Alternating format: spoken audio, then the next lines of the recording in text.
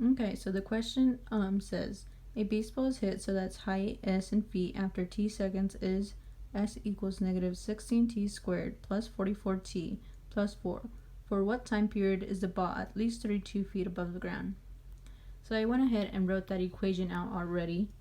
And the question is asking when is the ball at least 32 feet? And we know that s equals 32 or s equals feet, so we can set this equation equal to 32.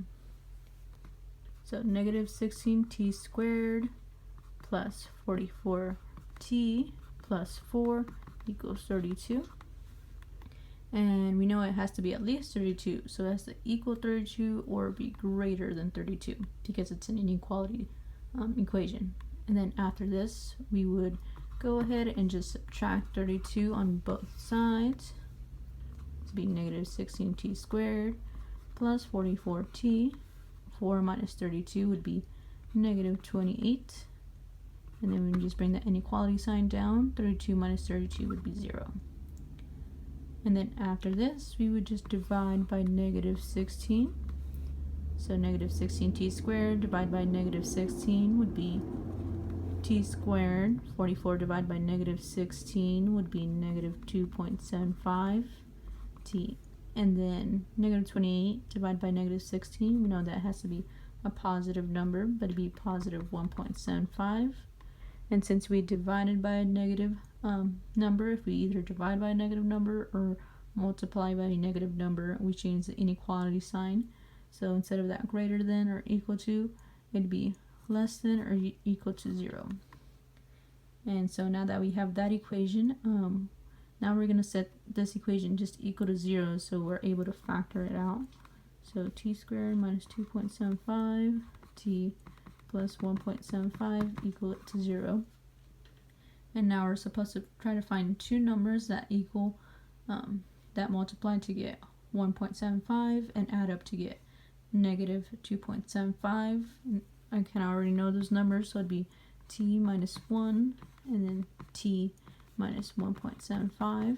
And we know that these are correct because if you multiply negative 1 times negative 1.75, it makes a positive, it makes positive 1.75, and if you add these two up, it'd be negative 2.75.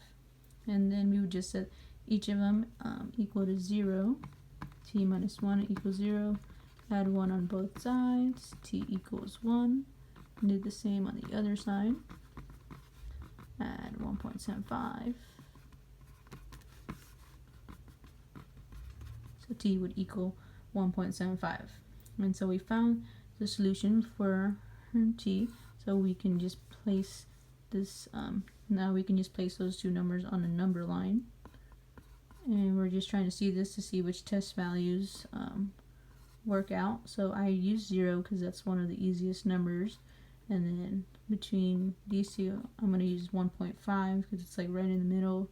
And then over here, I'll just use 2. Okay.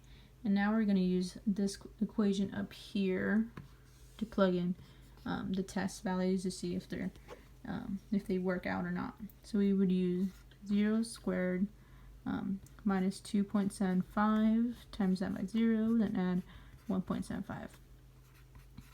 Okay, and we know that 0 is pretty easy because it cancels out pretty much everything. So 0 squared is 0. Negative 2.75 times 0 is 0. So 0 plus 1.75 would be 1.75 less than or equal to 0. And we know 1.75 is greater than 0, so this wouldn't work out. Then we use 1.5. We would square it, minus 2.75 times 1.5, and then add 1.75. Okay, and then the end result would be negative 1.2, negative 0.125 is less than or equal to 0, and we know negative number is less than 0, so this would work out. And then we would plug in 2 squared minus 2.75 times 2 plus 1.75. In the end, it would equal 0.25. And we know that 0.25 is greater than 0, so this would not work out. So in the end, we know it would have to be between 1 and 1.75 And we know to use brackets because it's a non-strict inequality. It's using the less than or greater than, less than or equal to sign, and it's an inclusive. It's inclusive because it's a closed interval. It has to be between 1 and 1.75. And to double check that we did this correctly, we can go ahead and plug this equation right here into our graphing calculator. Let's see. Right here. So I'm just going to plug in negative 16, and then t and x are pretty much the same thing, so negative 16x squared plus 44x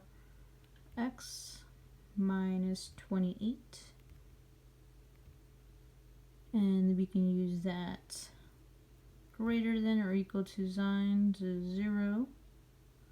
Then it shows right here. I'm just going to move it a little bit lower. Let's see if I can. There we go. Alright, and you can kind of already see that it's between, it says right there, you can see it's like at 1 and it's at 1.75.